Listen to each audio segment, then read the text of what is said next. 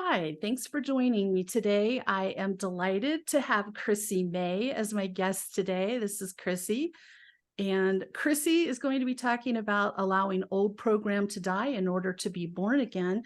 Before we jump into that, I want to say hello to my listeners in Honolulu, Hawaii, sending prayers to Hawaii, sending healing, and um, doing everything we can to help in the ways that we can. Um, Thanks for tuning in. Thanks for supporting this show the way that you do. Now, Chrissy, I really been thinking about this, and your personal story is such a cornerstone of what you do. Why don't you share a little bit of that? Where do I start? What From do the you beginning, think beginning? took you from figure skating Oh, to what you're doing now? yeah. So I'll try to give the Cliff Note version of it. My journey began in my teenage years, and I was a competitive figure skater. So a lot of what I use today does stem from those early on years as a competitive athlete. And so the visualization, the meditation, the breath work, all these spiritual modalities that we talk so much about nowadays, I started when I was a teenager, and we had to when you're a competitive athlete. And so as I progressed and I ended up retiring from the sport, I knew I had to further my education. And so that's what brought me out from Illinois to Arizona, the Valley of the Sun, in 1999. And I wanted to further my degree and education in the holistic healthcare space. And so specifically nutrition, energy work, rehabilitation therapy, massage therapy, holistic healthcare, anything that I could help others with their mind, body, and spirit. And so I opened up my own practice around 2001 and had that for about 12 years before entering into real estate, which is so different from obviously that world. But one of my clients was a big player in the commercial real estate space and encouraged me to do so. And I'm so grateful because it provided an additional skill set that I never had learned before, a vehicle that opened up so many doors for me. And so as I went from the health and wellness space into the real estate industry, I found that I was being pulled back into helping others. And so my journey was like this, right? So I'm working with clients for 12, 13 years with my health and wellness business, and I go right into an industry that was not complete polar opposite of what I was doing for the past decade.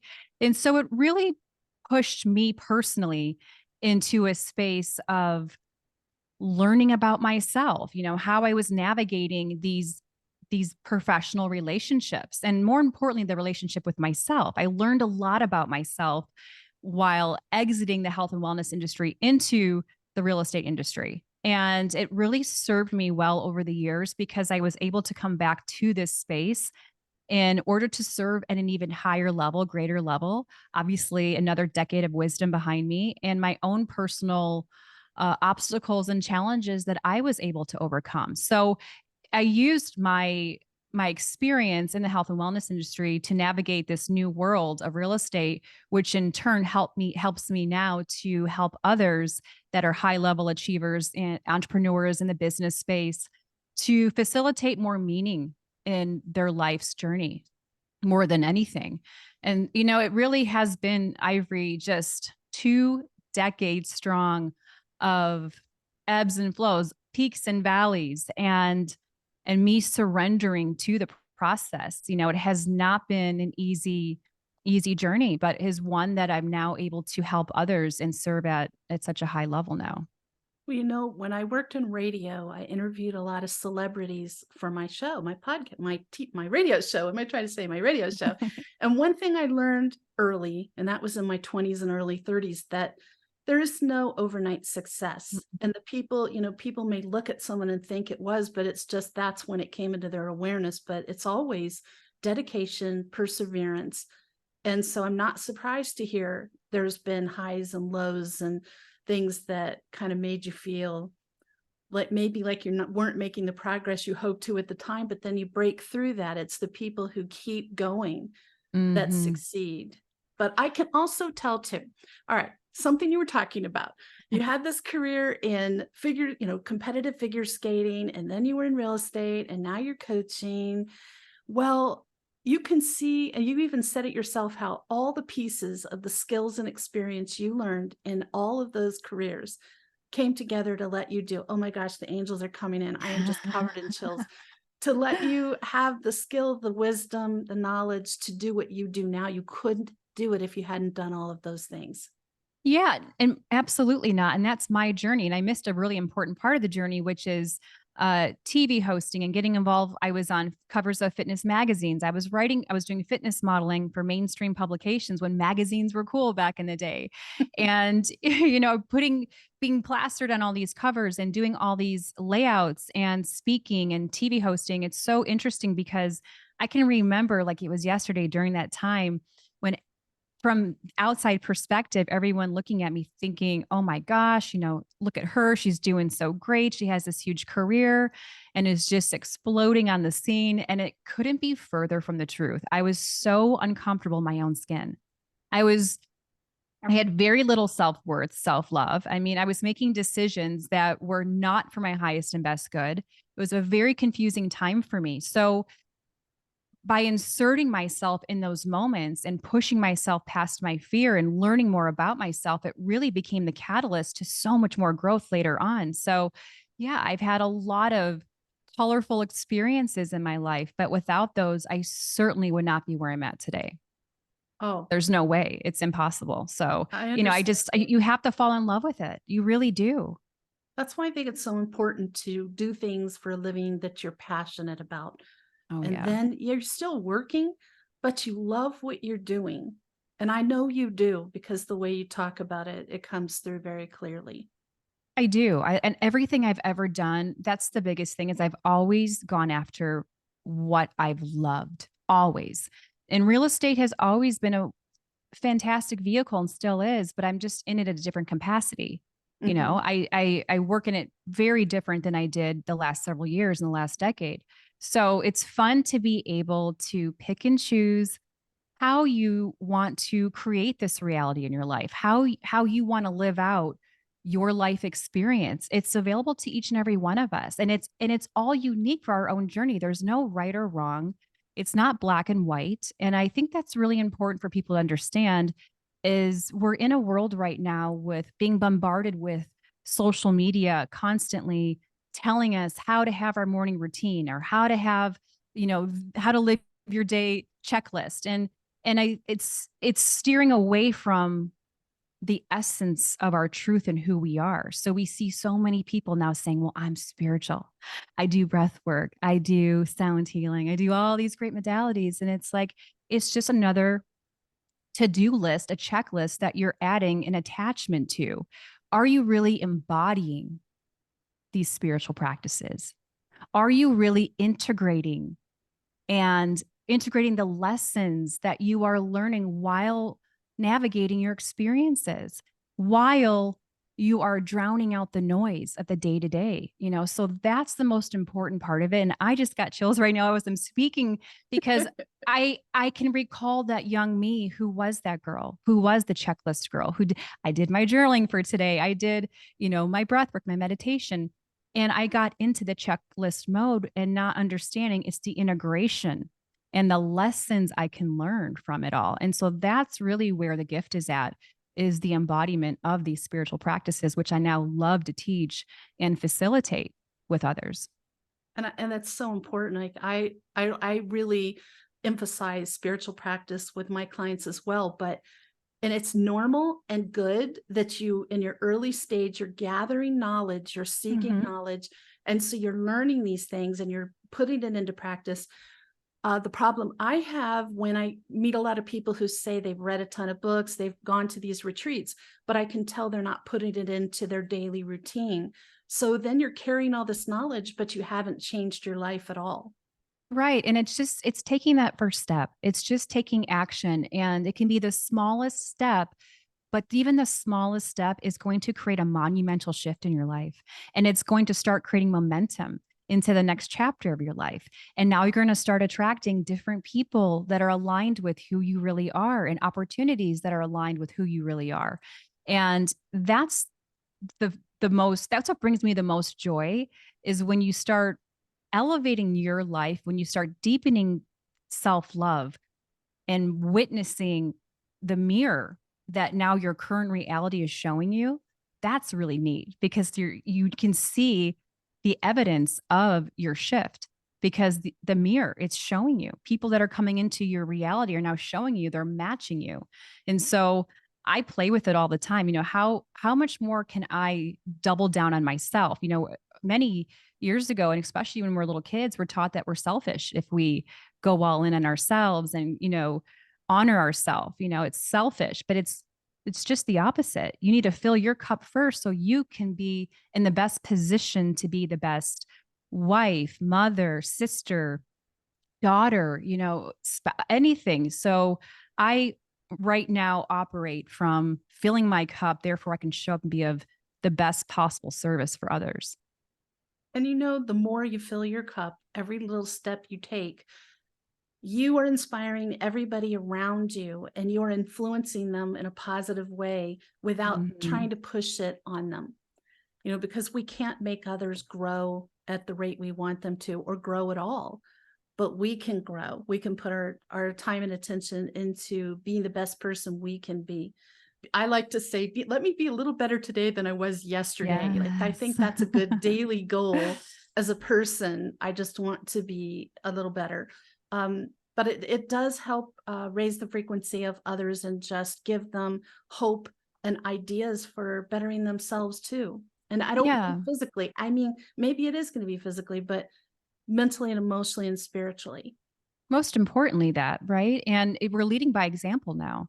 And it's never, that's the other thing. I think a lot of people feel they can't step into a leadership role or space if they're not perfect, right? And that couldn't be further from the truth. Even leaders are not perfect. Perfect is, it's not even real. So you just have to get started, and I believe in sharing your journey and getting raw and real with it, and exposing the the unfortunate moments you've had in your life so you can help others. And we can all relate now and understand that we are all going through messy moments in our life. And that's okay. There's no judgment there.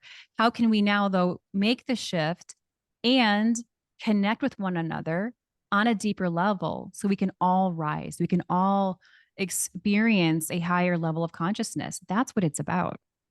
And I agree with you. Perfection is an illusion. Right. On social media, we know how, things can look bright and shiny, but then behind the scenes, they're just human beings living a human life, and things happen and things are messy. Things don't go right. And I do like to talk about those things. I had to make myself be really open about a whole lot of messy things in my life, because that's what people identify with. And they're like, okay, Ivory's been through these terrible toxic relationships with sociopaths and narcissists, and she rose up and she's able to help people spiritually and live a joyful life. Well, that's what I want to. And you know what I'm talking Right. about, I can Yeah. tell. I've been there. I've experienced many toxic relationships in my lifetime. And if I were to have thrown in the towel and give up many years ago, I wouldn't, like I said, I wouldn't be where I'm at today. But I knew first and foremost, I had to get real and do the work, because we attract who we are, not what we want. And so why was a consistent type of person showing up for me every single time? Well, where was I?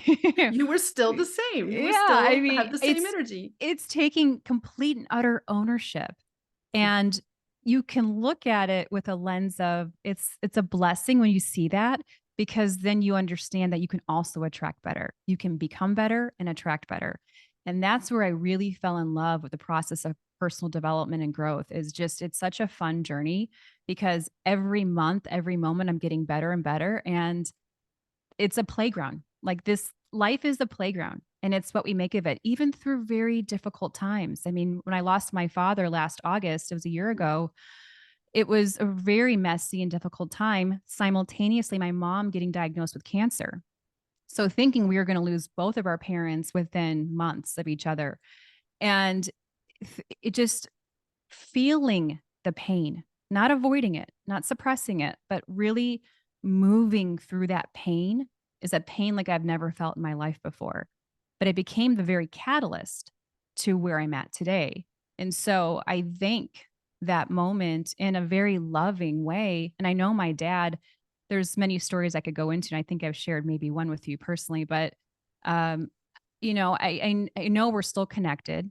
And the way he passed on was just it was the most beautiful way that it could possibly have happened. And so I'm grateful for that in the midst of the pain that I was feeling. I'm sorry that you went through that, and I can feel as an empath, I'm feeling the pain right now. That was really rough. I know what you mean. It's like the death of people, really horrific times we go through, and I will say usually those are things that put us in a dark night of the soul, which for those of you who don't know is an extended period of time where usually you're hit on multiple fronts by really hard, difficult and things happening. It can be death, it can be financial, it can be health, it can be relationships, but you end up feeling like you're in this dark pit you can't get out of. But I've learned those dark nights of the soul tend to be catalysts, Chrissy.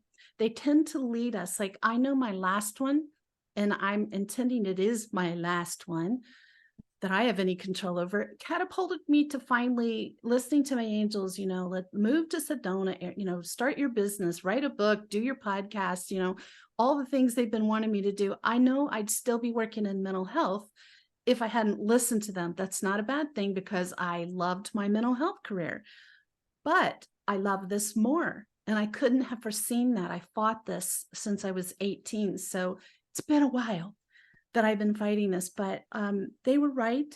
And I just wouldn't have been in the right space to hear them and take their guidance and run with it like I was when I didn't just climb out of that hole. I kind of jumped out of the dark night of the soul hole. I know that sounds so weird, but it's like once I started coming out of it, I just sort of catapulted out of it. Mine was very, very similar. It was brutal moving through it. Yes. Like I thought my world was coming to an end and that was it. And it was never going to change. It's so messy and so brutal. But there's something really neat about it when you do pop out of it. It's like you have this extra lease on life, or maybe you see life a little more clear. I think you gain more clarity as you go through the contrast of what was or what you felt during that time. So I look at it like anything for me personally that I experienced from that depth of pain, that the loss of my dad, my mom's cancer diagnosis, any sort of relationship that was ending, whatever was going through that time, it makes me appreciate life 10 times more than I ever have in my entire life. So if I'm on a walk in the morning, do my walking meditation, even like the wind blowing at my face or a leaf falling in front of me becomes this incredible beauty. And I've always seen it before, but I see it with a different lens now because I feel the fragility of life. I feel how quickly it goes by. And not to say that I do believe in an afterlife for sure, obviously, but I'm just saying here in the 3D, in this human experience, I just want to squeeze the most out of every moment now because I know nothing is guaranteed. And I hope I have many years ahead of me. But at least in the becoming more present is really what I've been trying to master more than anything in my life now. It's important. I did not jump on that Eckhart Tolle bandwagon, but just slowly came to it myself of how important it is to live in the moment. We can't change the past and we can't predict the future. Even as a psychic, I don't know everything that's going to happen. All we can do is like, what can I do right now? What can I change right now? What can I work on right now? There's freedom and there's relief in Mm. that, don't you think? Yes, that's the perfect word. It is freedom. It's complete and utter freedom because you're just releasing all control. You're surrendering. And when I say surrender, I mean true surrender to like, surprise me today. What do you have for me? Like, I know I'm showing up to my best possible person I can become. We all have days where we can't, right, move in certain ways, but for the most part, I'm showing up to the best of my ability. Now surprise me. What do you have in store? Who am I going to meet today? What opportunity is coming my way? How much love can I give to the stranger who just probably gave me the bird in the on the freeway because he was, angry elf like in traffic. And so I play with it now. I really do. I play with it with love. How can I give love? And I can't wait to receive more of that too. So it's a very different way of navigating the day-to-day life when you really look at it like that and not take it so seriously. And I know people say that, but it's really true. Like just pause, take a deep breath, come back to center and just look around you. You're living and breathing in the moment right now. It's an And it's a opportunity. beautiful world. It really is. And you have also the opportunity to drown out the noise and create healthy boundaries. I don't listen to the news every day. I don't have CNN and Fox and all those things on 24/7 like some people do, and they just live their life by that. My environment is so strategically planned every single day with intention like no other. So once we become more intentional, we can become more clear, we can become more decisive, have discernment, and it's really creating an environment for yourself to thrive in.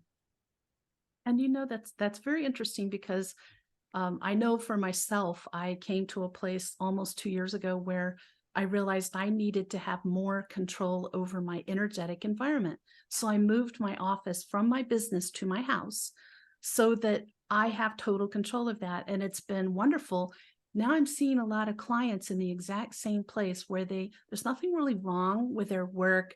It's just really the energetic environment. So being able to intentionally set what your day is going to be like, who's going to be around you. Is there going to be music or some sort of sound in the Mhm. background? And if it is it something that helps you or bothers you? You Right. can set that. Well, it's a feeling, right? You creating what feels good for you, what's in alignment with who you are. What may work for me may not work for other people. You have to find out and play with it what works for you. I love waking up to beautiful music and having that moment to visualize for about 10 to 15 minutes. I love it. I don't touch social media for the first couple hours really.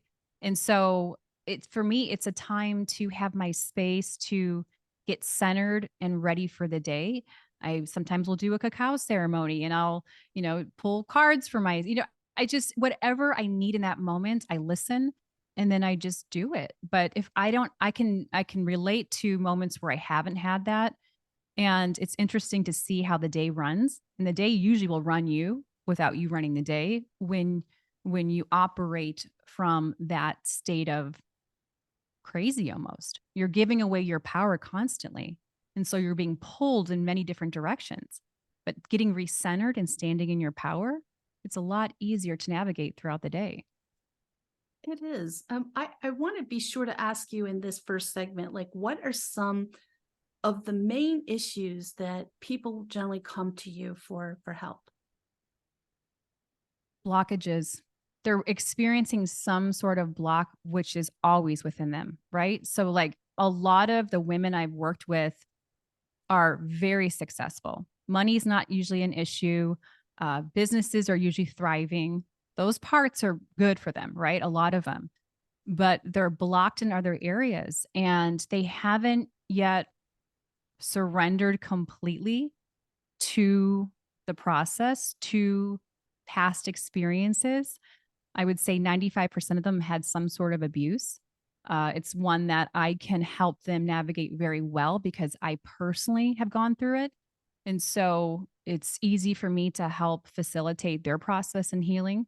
So I would say the biggest thing is blockages from their past and their limited mindset. You can still be a high achiever and an entrepreneur and business owner and still be a high achiever, but you can have very low self-worth, zero self-esteem. I mean, you really can. Your personal life and your professional life do go hand in hand, but I've seen many who can still excel pretty well financially and still have a lot of challenges personally. So it just depends on each client and what they're going through. Everyone's unique and different, and everyone's story is unique and different. And so by really getting clear on where their fear is, we all know fear is just, it's created in the mind, it's not real. So using any sort of methods to help overcome that is really, really important. So they can start taking those steps forward in a different direction. It's really comes down to interrupting the pattern. There's a pattern that has been going on subconsciously, consciously for years and years and years. And the only way you're ever going to see a shift and change in your life is to interrupt a pattern. And so identifying what pattern has been created, you can almost instantly start shifting your life in a positive direction. It just takes work, right? You're going to have to show up and do the work.